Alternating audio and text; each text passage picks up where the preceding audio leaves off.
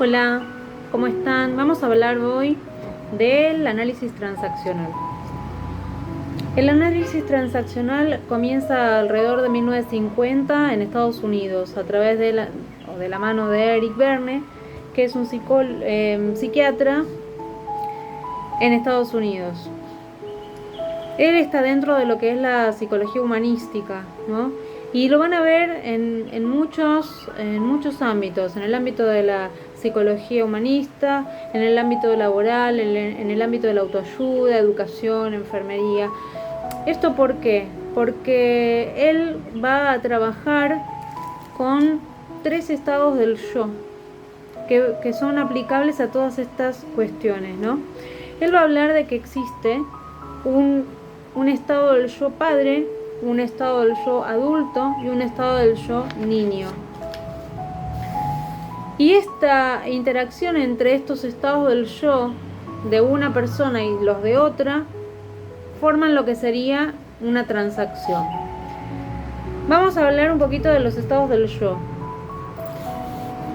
Vamos a empezar por el padre. El estado del yo padre, que comienza a formarse alrededor de los 18 años, y esto tiene que ver con cómo la persona adquiere o digamos de alguna manera copia las conductas parentales, es decir, mis estados del yo padre van a tener que ver con lo que yo recuerdo de cómo eran mi mamá y mi papá.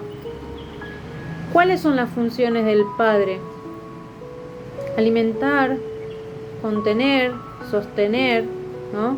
Educar, enseñar la ética y la moral, servir de modelo para ser padre o madre también, enseñar la convivencia, dirigir, controlar.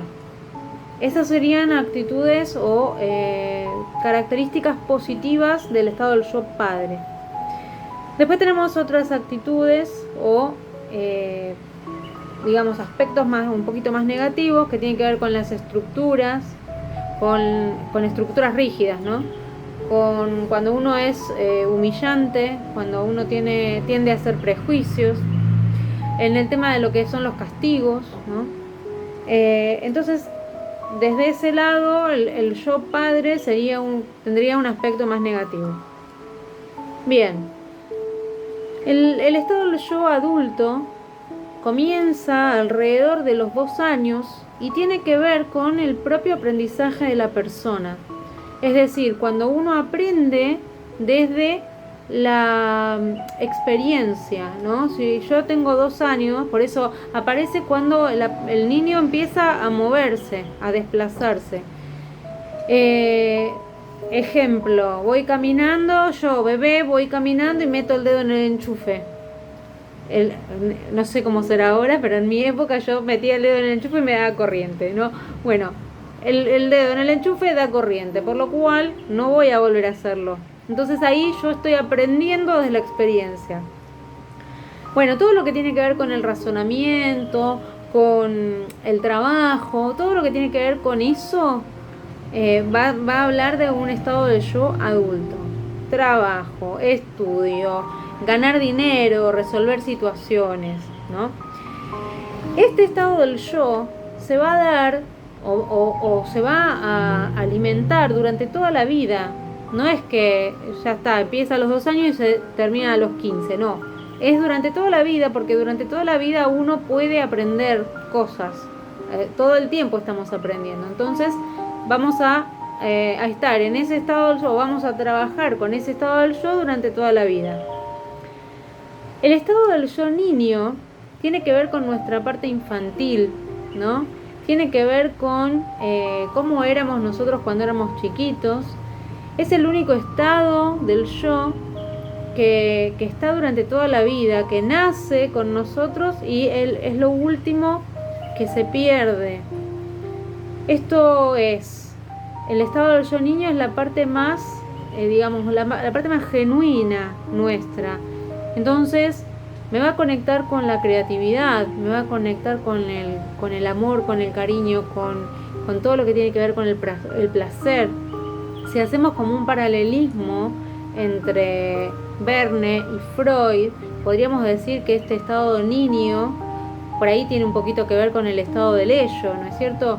Todo lo que me conecta con el placer, con el sentir, con la creatividad, con el ser yo misma, ¿no? Con el ser auténticos, ¿no? Y también el estado del niño nos va a conectar con las 5 emociones básicas, que son afecto, alegría, miedo, tristeza y bronca, ¿no? De esas 5, después vamos a hablar por ahí un poquitito sobre lo que son las emociones, y de esas 5 emociones básicas van a aparecer otras. Pero bueno, con esto, ¿qué queremos decir? Que con el estado del yo aparece todo lo que tiene que ver con el ser uno mismo, con la parte creativa, ¿no? Y es el único estado del yo que va a estar presente durante toda la vida. Las funciones del estado del yo niño: diversión, placer, amor, alegría, risa, llanto, ¿sí? Después cada uno de esos estados del yo se va a dividir, sobre todo el estado del yo padre y el estado del yo niño, se va a ir dividiendo en padre del padre, adulto del padre o niño del padre. El adulto se va a considerar como una unidad, y el niño también se va a dividir en padre del niño o niño adaptado, adulto del niño, que es, digamos, se le puede llamar también el pequeño profesor, es el que sabe todo, cuando en realidad todavía le falta un montón de experiencia para poder tener una certeza de alguna situación. Y el niño natural o niño del niño, que esa es la parte como más reprimida, porque es la que nos va a conectar con la parte más auténtica de uno mismo. Pero igual lo importante de esto es saber que tenemos 3 estados del yo, y cómo nos relacionamos con el otro va a depender también de esos estados del yo. Yo después les voy a dejar también unos videos con ejemplos, pero supongamos 2 personas, una pasa caminando y le dice algo, o sea, ¿me podrías indicar cuál es la calle tal? Yo tengo 3 opciones para responder a esa pregunta o a cualquier pregunta: una desde el estado del yo padre, una desde del estado del yo adulto o desde el estado del yo niño. Dependiendo desde dónde yo estoy tomando esa pregunta y dependiendo desde dónde voy a responder, es que voy a responder. Es decir, a la pregunta ¿me podrías decir cuál es la calle tal?, el adulto podría decir: sí, camina 2 cuadras a la derecha y doblas y agarras a la izquierda, ejemplo. Pero también podría decir: y bueno, búscatelo vos. O también podría decir: adivina, ¿para allá o para allá? Bueno, ahí vamos a ir viendo 3 estados diferentes, ¿no? El adulto va a responder a una pregunta. Cuando uno hace una pregunta desde el adulto, el otro toma desde el adulto y responde. Yo puedo hacer una pregunta desde el adulto y el otro puede responder desde el niño o desde el padre. Ejemplo, no sé, ¿me planchaste la camisa? Y yo puedo decir: ¿por qué no te la planchás vos, que sos grande? O puedo decir: sí, te la planché, está allá. O puedo decir: no te plancho nada la camisa. Entonces tenemos 3 formas de responder sobre una misma pregunta hecha desde un lugar y respondida desde 3 lugares diferentes. Bien, esto después si surgen preguntas, vamos a responderlas. Después yo les voy a dejar videos que encontré que están muy buenos, con ejemplos de estas transacciones, porque las transacciones, dependiendo de cómo sean, pueden ser transacciones cruzadas, complementarias, ¿sí?, angulares. O sea, por ejemplo, si yo hablo desde el padre y responde el otro desde el niño, o al revés. Bueno, eso después vamos a ir viendo en los videos para que tengan los ejemplos. Pero lo importante es que ustedes sepan que vamos a poder, dependiendo de qué nos esté pasando y cómo estemos en cada momento, vamos a trabajar desde... Y esto es inconsciente, es lo mismo que los estados del yo de Freud. Si ustedes miran, podemos hacer un paralelismo, ¿no?, entre los estados del yo de Eric Berne y los estados del yo de Freud. Pero el saber que tenemos 3 estados del yo y que dependiendo de cómo vamos tomando lo que el otro me dice o cómo respondo, vamos a tener diferentes transacciones. Y justamente lo que dice Verne es que trabajando sobre estas transacciones, si lo bajamos a la psicología social, podemos decir que son los vínculos, ¿no? Trabajando los vínculos o trabajando las transacciones, vamos a sanar aquello que está pasando, porque muchas veces no tiene que ver con el cariño que yo le pueda tener al otro o no, sino por cómo me relaciono. Bien, hay otro apartado en el teórico que habla del argumento. Esto es interesante porque el argumento, según Verne, se forma alrededor de los 5 años. El argumento vendría a ser algo así como esto que cuando uno nace, ¿no? Uno nace como un cuadernito en blanco y cómo a partir de las vivencias que uno va teniendo se van anotando cositas, se van anotando situaciones en ese cuaderno. Y es como que nuestros padres nos ponen un determinado argumento. Vas a ser la mejor alumna, o vas a ser la más inteligente, o vas a ser la fea, o vas a ser el lindo, o vas a ser el revoltoso. Bueno, esos son argumentos que nos van poniendo nuestros padres. Lo interesante de esto, lo bueno, es que siempre se puede cambiar. Siempre no es todo tan malo. Trabajando sobre uno mismo, esta carrera nos transforma. Trabajando, transformándonos a nosotros mismos, podemos lograr modificar esos argumentos. Bien, habíamos dicho que el argumento se va a formar alrededor de los 5 años. Y dice, miren, se conforma con todos los mensajes parentales y las decisiones que tomó el niño por impulso, sin razonamiento de por medio. Esto es, ejemplo, mi mamá me pegaba, entonces yo a los 3 años, 4 años, cuando mi mamá me pegó por primera vez, dije, yo a mis hijos nunca les voy a pegar. Si yo tengo un hijo algún día, nunca les voy a pegar. Y esas son cosas que quedan, ¿no? Estoy recibiendo una situación determinada y yo estoy, a los 5 años, estoy cambiando mi argumento para el futuro. Por eso es importante que uno sepa que más allá de todas las vivencias que hemos tenido, que no siempre pudieron haber sido gratas, se pueden cambiar.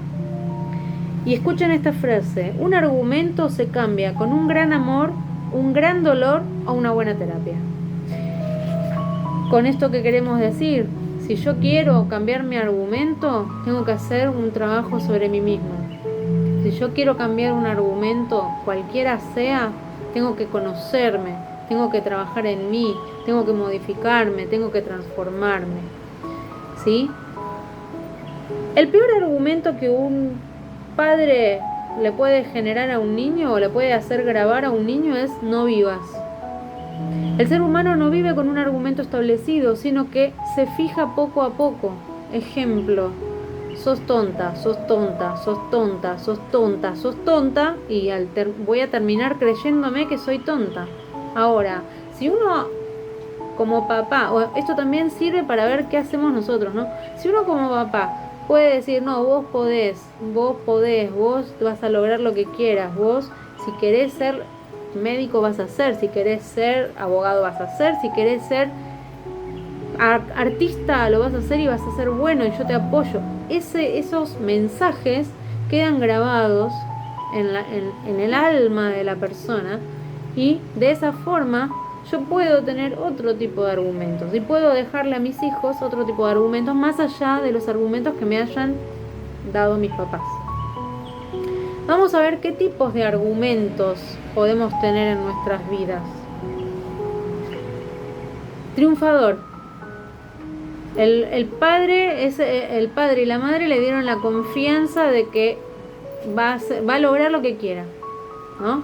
Una cosa es un triunfador, que, o sea, se me viene a la cabeza una película que creo que es La familia de mi novio o La familia de mi novia, donde los padres tienen guardados los diplomas y los trofeos del nene cuando era chiquito, de 8º puesto, 15º puesto, bueno, no importa, ellos tienen eso, ¿no? Más allá de si ganó o perdió, porque lo importante es qué es lo que quiere esa persona. Después tenemos el ganador es otra cosa diferente, porque el triunfador es aquel en donde papá y mamá nos dieron confianza. El ganador es aquel en donde tenemos una meta y la cumplimos. Pero yo no me siento, o sea, sí, gané una olimpiada, pero no me siento triunfadora. ¿Por qué? Porque la meta acá era ganar, no era vos podés lograr lo que quieras. ¿Ven cómo es diferente? Después tenemos el perdedor, ese que sea lo que sea que uno haga, siempre va a estar mal, ¿no? Nunca lo vas a lograr, vos no podés, no, dejá que te lo hago yo porque a vos no te va a salir. Ese tipo de cosas generan argumentos perdedores. Y después tenemos el trepador. El trepador, la meta es ganar. No importa qué cosas tengan que pasar para lograrlo. Y esto también es terrible porque vos tenés que ser ganador sí o sí, porque si no sos ganador no hay... no va a haber nada que puedas hacer para que esos padres estén contentos.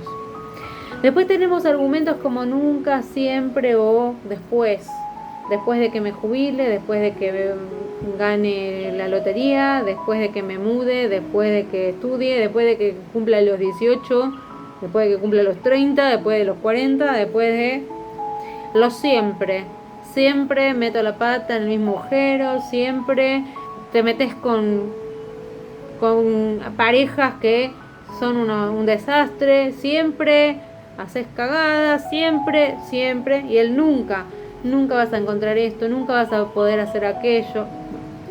Entonces tenemos todos esos argumentos que van a generar en nosotros, o sea, esos argumentos no se arman de un día para otro, son constantes en el tiempo, ¿no es cierto?